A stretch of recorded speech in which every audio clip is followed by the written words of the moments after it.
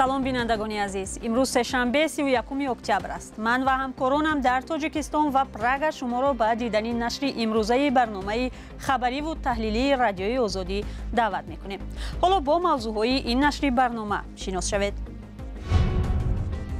گروهی از تاجران بازار سخاوت در کلاب شکایت دارند که مسئولین می‌خواهند آنها را از برده نانشان محروم کنند. بیچاره هم کار نیست، چی نیست. ما روی همین زندگیمون رو میبریم. با آغاز نزاع بین اسرائیل و حماس در خاور میانه، مسلمانان و یهودیان امریکا از امنیتشان نگران شدند. اگر ما در بین اسرائیلیان و فلسطینی ها مناقشه داشته باشیم، شماره جنایت ها در زمینه نفرت به مسلمانان و همین طور به یهودیان به طور نظررس بالا می رود. و صحبتی عزیز احمد باریز، محقق افغان در اکسفورد بریتانیا، درباره وضع فعلی در افغانستان و حضور جنگجویان تاجیک در این کشوری همسایه. برنامه را شروع میکنیم از یک خبر. کمیته نروژی هلسینکی از بی‌درک شدن ساکن 36 ساله ناحیه اشت اصل‌الدین شریپوف ابراز نگرانی کرده است. او برادر شوکت محمد، سردبیر برنامه‌های پیام تیوی، یک رسانه نزدیک به مخالفان حکومتی تاجیکستان است.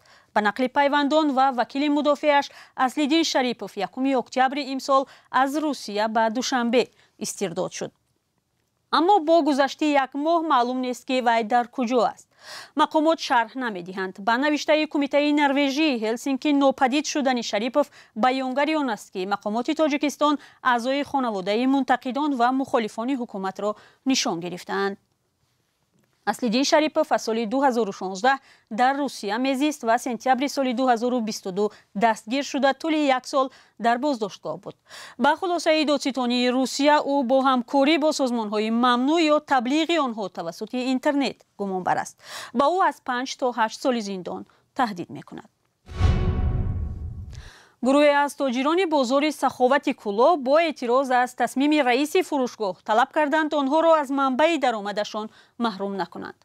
رهبریت بازار به گروهی از سوداگران هشدار داده است که جایهای خود را خالی نمایند. تاجران ناراضی میگویند برخی چندین 10 سال با سودا در بازار زندگی خانواده‌های خود را پیش میبرند. پاسخ رهبریت سخاوت و جزئیات دیگری بحث او با سوداگران در گزارش محمود جان رحمتزاده. این خانم در بازار سخاوت کلوب چکه و قرود می فروشد. برخی از سوداگران می گویند مکان سودای آنها به دیگران داده شده است. رهبریت بازار به آنها مهلت داده است تا هر چیز زودتر جایشان را خالی کنند. ما را رئیس فیرود منکرد رفتیم.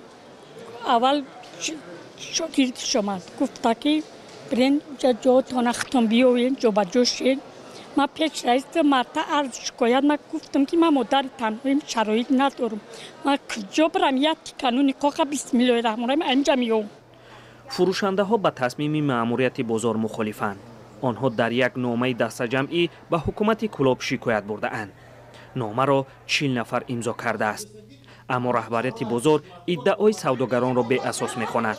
رئیس بازار گفت که تنها 6 سوداگر از جایش خیزانده می شود. او هنگام دادن آگاهینامه گفت که هیچ کس را از بازار پیش نخواهند کرد. مرا دین پروز پروکرور فرود کرد، با سحر با فرود کرد، هم معلم شتگی بود، گفت بعد هم معلم پروس هم برای شویدیش گفتم. مرا مجبور کرد که بعد آگاهینامه شون بده. سوداگران میگویند با محروم شدن از نقطه فروش دیگر نمیدانند کجا روند. تک خانه دبا یک خانه دیگه میکنی. مردم این بیچاره هم کار نیست، چی نیست. ما روی همین زندگیمون رو میبریم. برخی فروشنده ها میگویند 20 سال می شود در این نقطه به سودا مشغولند. از جمله انوربین نسیمова با فروش چکه و خوریش زندگیش را پیش میبرد. خیلی که پیشوای ملت جناب علی امام علی رحمانوف مقصد میگه که همین صاحبکارای خرد میانه را دستگیری کنین. خیلی ما 30 سال میشه همین بازار داشتگیم. خیلی اینجا نان منایم اینجا مورا امروز میگه که بخیزین جا را خالی کنین. این باری اول نیست که در کلوب سوداگران دست به اعتراض میزنند. مهمه در پی کوچاندن سوداگران بازار لاله اعتراض کرده بودند. محمود جان رحمتزاده، آزادی، بازار سخاوت کلوب.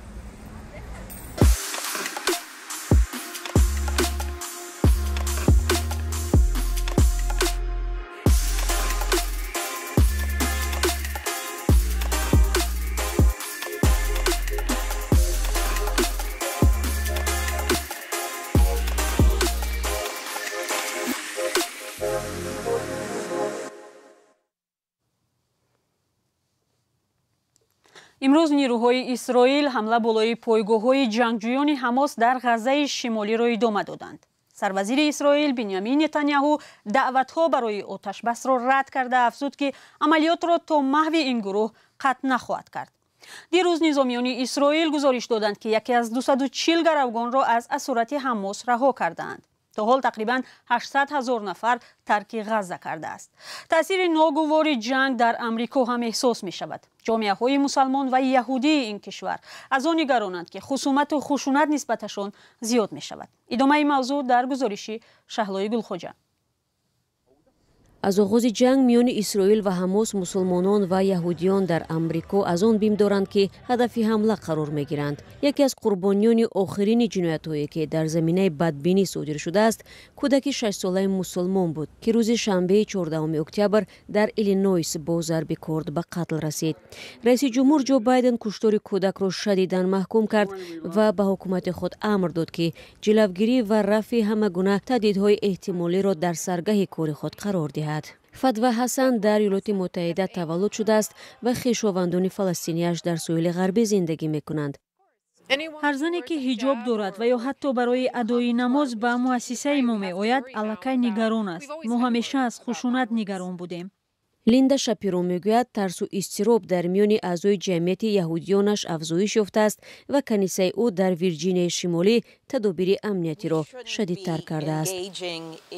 ما نباید با عیبدارکنی و برانگیختن نفرت مشغول باشیم. ما باید پیوسته به خود و دیگران خاطر رسان کنیم که این همه گناهی حماس است. امور اخیر اداره تحقیقات فدرالی آمریکا نشان می‌دهد که سالهای اخیر جنایت‌های مربوط به بدبینی یهودیان در آمریکا افزایش یافته، تنها در سال گذشته 36% بالا رفته است. جنایت‌های ضد مسلمانان تا اندازه در یک سطح باقی مانده سال کمتر از 200 حادثه به قید گرفته می‌شود.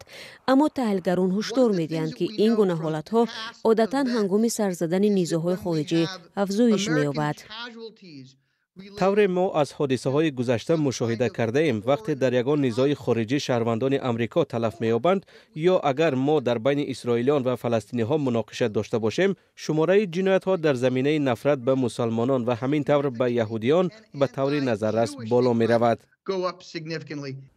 شورای روابط امریکا و کشورهای اسلامی به صدای امریکا گفت از آغاز جنگ نگران آنهایی هستند که هدف ستیزه ها قرار می گیرند. کوری سیلر رهبر تحقیقات و ترغیبات این شورا گفت بجز از محکوم کردن خشونت باید طرفهای دخلدار سببهای اصلی مناقشه خاورمیانه را حل کنند. در دوام 10 ساله ها ما درباره مکالمه حرف می زدیم و این غایه را ترغیب می کردیم که گفت و شنید ما را به حل آسایشته می برد. در همین حال لیگ ضد تهمت یک سازمان آمریکایی ضد یهودی ستیزی ذکر نمود که جامعه یهودی در آمریکا یکسان است و ادامه تعقیب آنها بی‌اساس می باشد. این مناقشه هایی که در خارجه رخ می دهند بعضا برای جامعه های اینجا خیلی سخت و دردناک می باشند. ما باید درک کنیم که عمل های حکومت جنگی که در خارج کشور رخ می دهد نباید به تمام جامعه دینی یا تمام قومیت نسبت داده شود. مقامات از آسیب دیدگان دعوت میکنند که در صورت سرزدن جنایت ها در زمینه بدبینی و یا جای داشتن حالت های خشونت آمیز فوراً به پلیس محلی یا سازمان های غیر دولتی خبر دهند. شما اخباری آزادی را تماشا دارید. از زمان سر قدرت آمدن طالبان در افغانستان چندین گروه ضد آنها قیام نمودند. همکارمان اسکندر فیروز ضمن صحبت اختصاصی از عزیز احمد باریز مدیر مرکز مطالعات راهبردی افغانستان و آسیای مرکزی در اکسفورد بریتانیا پرسید که این گروه ها زیر کدام پرچم و با چه شعارهای مبارزه میبرند؟ ببینید افغانستان متاسفانه که سقوط کرد 4 تا عامل داره. 2 تا عاملش خود افغانستانی هستند، رهبران سیاسی و جریان‌های سیاسی یعنی احزاب منظورم است. 2 عامل دیگری سقوط افغانستان یا سقوط دموکراسی در افغانستان امریکا و متحدینش که متحدین افغانستان بودن هستند و کشورهای همسایه. حالا ما برداشت من این است که افغانستان به 2 تا جبهه تقسیم شده، جبهه افراطگرایان و جبهه دموکراسی خواهان. بدبختی این است که جبهه افراطیگرایان به دلایل زیادی که من فکر میکنم از حقوق این بحث زیاد است مورد حمایت کشورهای معین قرار گرفته. به همین دلیل جبهه دموکراسی خواهی و اونهایی که میخواهند برگردن انتخابات برگزار بکنن و افغانستان نفس راحت بکشه و ثبات برسه و مردم تعیین کننده حاکمیتشون باشه، این جبهه هم ضعیف است، هم پراکنده است و هم نامتحد است متاسفانه. یک سوال دیگر دارم. شما آگاهی دارید از سرنوشت گلمراد حلیموف که یک زمان یکی از راهبرای پلیس تاجیکستان بود و حالا تا جای اطلاع رسانه‌ای می شود در ولایت بدخشان افغانستان سنگر گرفته و شما میتونید بگویید که چرا محض ولایت بدخشان را جنگیان خارجی در افغانستان مقر فعالیت‌های خود قرار دادند؟ خب ولایت بدخشان چند تا خصوصیت داره. یک تا خصوصیت اولش هم است که این ولایت کوهستانی و صعب العبور است، میتونه پایگاه‌های امنی برای نیروهای شورشگر باشه. دو، بدخشان با چند کشور مرز مشترک داره، پاکستان، چین، تاجیکستان و قرقیزستان هم یک جورایی. این خصوصیت سومی را که خدمت شما گفتم و همچنین در گذشته های 20 سال دموکراسی هم گروه های تندروی مثل ترکستان شرقی، طالبانی که الان در صحنه هستند، اینا در افغانستان در بدخشان بعد از سالهای 2010 فعالیت چشمگیر داشتند. شاید هم عوامل دیگی هست که رسانه‌ای نشده. ما فکر میکنم خصوصا همسایگی بدخشان با این چند کشور میتونه یک بازی چند جانبه در دست بازیگران جهان باشه. خصوصا بحث آقای گلمراد که شما مطرح کردین، باید حکومت تاجیکستان این دقیق بدانه که به علاوه آقای گلمراد یک تعداد زیادی دیگه از انصارالله تاجیکستان که میگن اخیراً اسمشان را امارت اسلامی تاجیکستان گذاشتن، اونجا فعال هستن، از سالیان سال زبان مشترک دارن با مردم و به سادگی، خصوصا در زمستان ها که هیچ مرزی وجود نداره، در یک وقتی همه یخ زد، همه جا راه هست، میتونن بیان و تاجیکستان را ناامن بسازن. و ما فکر میکنم دلیل دیگه هم میتونه سیاست های روشن رئیس جمهور امام علی رحمان باشه. ایشان یگانه رهبری هستند که تا اکنون در موقف حمایت از مردم افغانستان و مخالفت با طالبان استادند و همون قسمی که گفتم شاید هم عوامل دیگه است که هنوز ما نمیدانیم.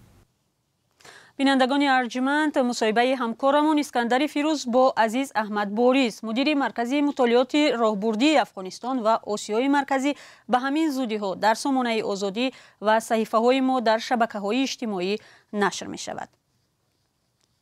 و یک خبر، دادگاه حربی در روسیه یک مهاجر تاجیک را به همکاری با داعش ایبدار و به 12 سال زندان محکوم کرد. مهراب حیاتوف یکی از 7 مهاجران است که به تشکیل گروه تروریستی قصد حمله به بینای FSB یا خدمات امنیت فدرالی متهم شدند. بجز یک نفر همه گمانبران دیگر شهروندان تاجیکستانند. خبرگزاری تاس با استناد به خدمات مطبوعاتی دادگاه حربی گفته است مهراب حیاتوف گناه خود را پرره اعتراف کرده در آشکار کردن جنایت مساعدت کرده است و بنابراین محاکمه پرونده او علیحده صورت گرفت.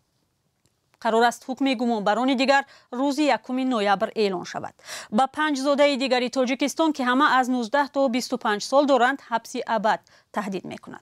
وکیلان مدافع گمانبران میگویند پرونده ساخته است و انگیزه سیاسی دارد. خدمات فدرالی امنیت روسیه گفته است بازداشت شده ها نقشه داشتند سال 2022 بینای این نهاد در لوبیانسک را ترک کنند. سنجش و تصدیق مستقلانه این معلومات ناممکن است.